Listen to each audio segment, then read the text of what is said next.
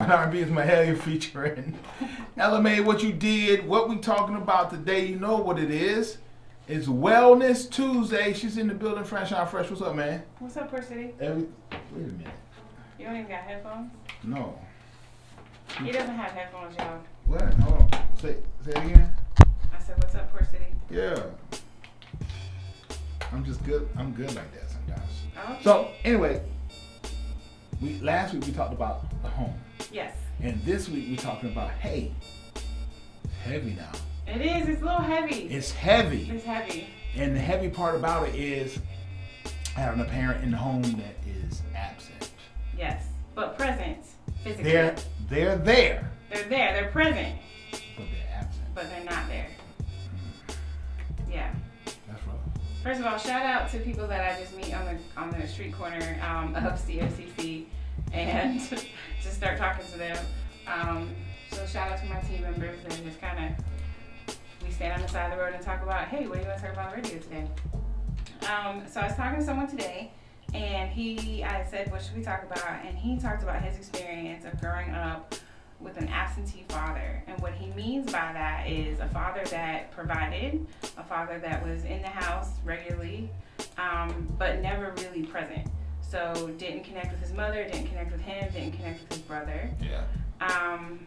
But was there. And what he talks about, and the reason that he kind of convinced me to talk about it is he says, nobody talks about that franchise. Because when he first said it, I'm going to be honest. People don't want to admit it though. Like, I'm here. Yeah, that's true. That's true. Moment of transparency. Okay. I have weeks that I feel that way because I get busy. Mm-hmm. Because you're Big B. Not even that, just you get busy with the career that I have. Right. Whether it's making an appearance or doing work here at the station where you have to get it done. There's reports and things like that, you got to get done. So when I'm coming home, everybody sleep. Right. Big Ike sleep. When they get up in the morning and go to work, I'm asleep. Right. So I don't see So there's no him time as much for as connection. Yo, I didn't know how I was gonna do. I was in Dreamgirls and it was cool, but like it took a lot of my time. It was amazing though. Right. It was an amazing experience. Right. So what I did was I took Ike with me, and he was backstage with me. So it's like you gotta. So Dreamgirls was how long from beginning to end in terms of like when you first went to your first rehearsal to the last show? About 3 weeks. Okay, so I appreciate you being transparent, B. But what we're talking about is I know what you're talking about. For long, but I feel that way. Time. As a parent, you gotta feel that way sometimes. I'm like, man, I'm here, but I ain't. And P'll say it. I'm like a single mom out here. she'll say it to you. Right, but People also that's another thing is what? Having a partner. I mean, shouts out to B because but I don't it's call still it that. a lot. But shouts out to her. It's still a lot for saying that. Yeah, it's still a and lot. Some of us so don't she have gotta remind. She gotta give you a little nudge. Hey, bro, need some help over here. Right. She said it today. Hey, need some stuff done at the house. All right. So you got to get that nudge every now and again. And I can't imagine because I've never been in that situation. I haven't. Yeah, so let's talk about that situation. But like I said, I feel like that's me sometimes when I'm busy. Right. Yeah. But you're not that big. Yeah. So what we're talking about is, we appreciate being his confession time, everybody. Thanks all the listeners. I just want y'all to know who I am. Thanks to all the listeners for supporting me through his confession time. Thank you. But that's not what we're talking about. Gotcha. What we're talking about is parents or a parent that is home every night usually, that is paying bills, that may even be present for mealtime, right? And by present, I mean physically in the home, but not connecting with the other caregiver and or his or her children. And when this person suggested this topic to me, at first I was like, first of all, I'm not coming from men like that because I'm very blessed and privileged. Most of the men in my life are wonderful fathers, wonderful caregivers, present, paying bills, playing with their kids, going to the games, doing all the things. Most of the fathers I know are great fathers. Almost all the fathers actually that I know are wonderful fathers. So I was like, I'm not really feeling this topic. And he gave it from the perspective of a son who has an absentee parent who is present but not really present because he doesn't feel like his story is ever really told. So you sometimes get the story of fathers who are present, which is cool, and then you, more than often than not, especially in our community, get the stories of the absentee father who's not there at all. Mm-hmm. But you don't get the story of the father or mother, because mothers can do this too, who are present but not really present. So I just want to take a second and honor that, and to say, you know, I appreciate him sharing with me and being vulnerable with me, but also for the listeners that are listening, my question to my listeners is, did you grow up with an absentee parent and didn't even realize it? Ooh, hit me up. Yes. Like, did you grow up with an absentee parent and you didn't even notice it until just now? It's just going off in your head right now. 910-763-0973. Like, they were there, but they weren't there. Right, and you just and you realized it before. They was at the house, now. They were at the house, but they really weren't. Ooh, heavy. What does that do? We're going to talk about it. I know. Coach 97.3. 97.3 Mustard, Roddy Rich. It's called Ballin'. We talking about it. Wellness Tuesdays. Wellness Tuesday. Parent in the home, but absent. Yes. In the mind. Yes. Physically present, but not present. How does that affect the kid? So the thing is, it can affect them in a lot of different ways. So going back to the person, and shout out to my team for coming up with these great ideas to talk about in the air. So going back to the person I was talking to earlier, what he expressed to me was he and his brother grew up in the same home and had the same parents. And his brother, the way it kind of manifests in his brother is he struggled with addiction, has experienced homelessness, kind of always seeking things that he seemed like he could never really find. And what we know about addiction is it usually comes from a place of trying to numb emotions. And then for the person that was talking to me, the guy on my team, he said that the way he handled it was by becoming a workaholic, always focusing on work, and then also seeking validation and approval from other people because he never really got it from his father. So I think it's just an interesting point to point out that you can grow up in the same home with the same parents and deal with the same situation completely differently, and it can manifest in a lot of different ways.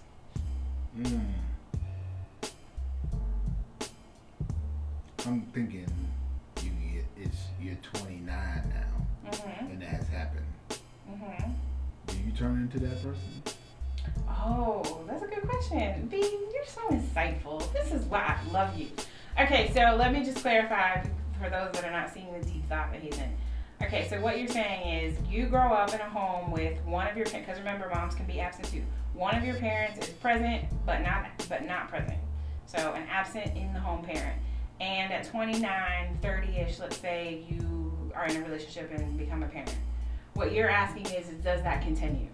So do you repeat the cycle of then being an absent parent? Is that the question? So... Hold on. Oh, okay.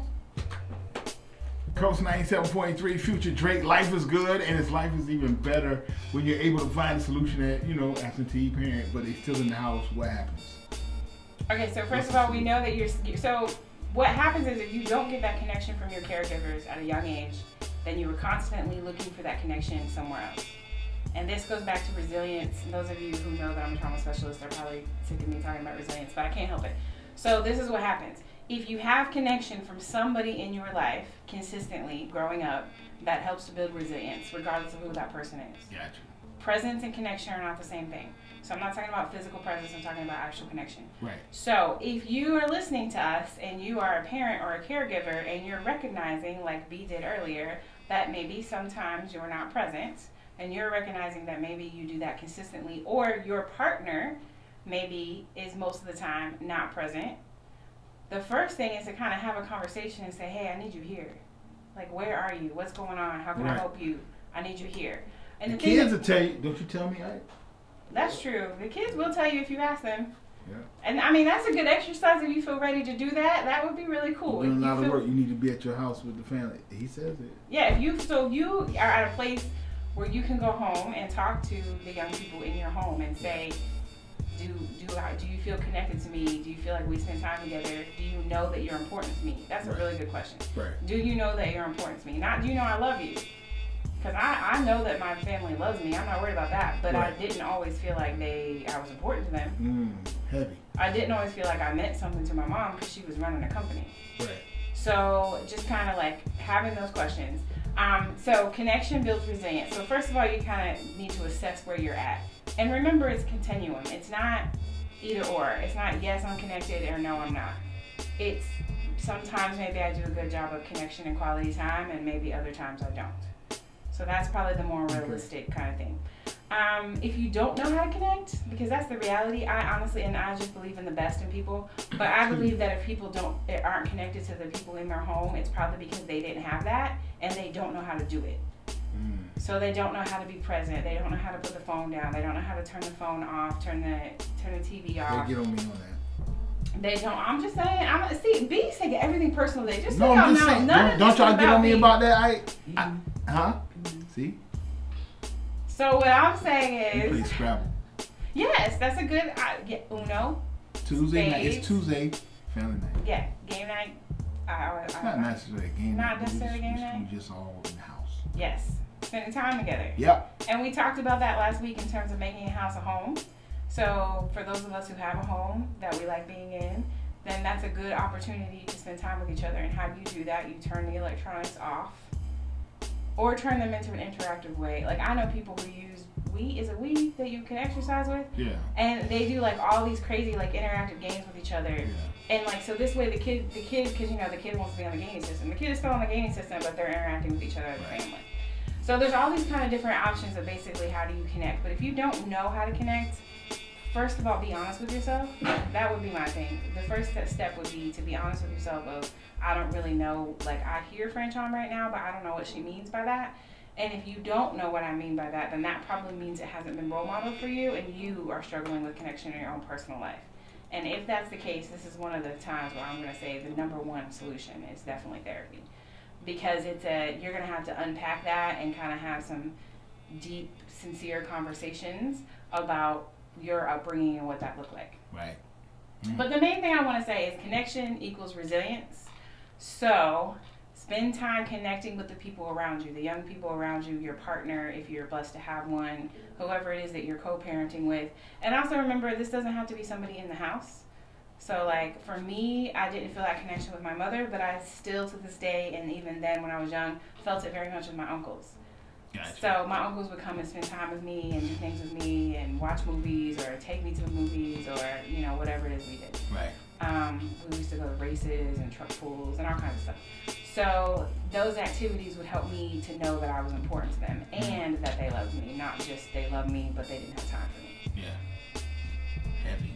How do we find out more how you help us do this if we need help through this? So if you need help through this and you want some help making a community connection of how you can do that, you can go to healingyouromen.com is our website, and there's a contact form that you can ask questions on, and then there's also community engagement, and that's a Coach 97 form if you guys want to decide the topic for next week.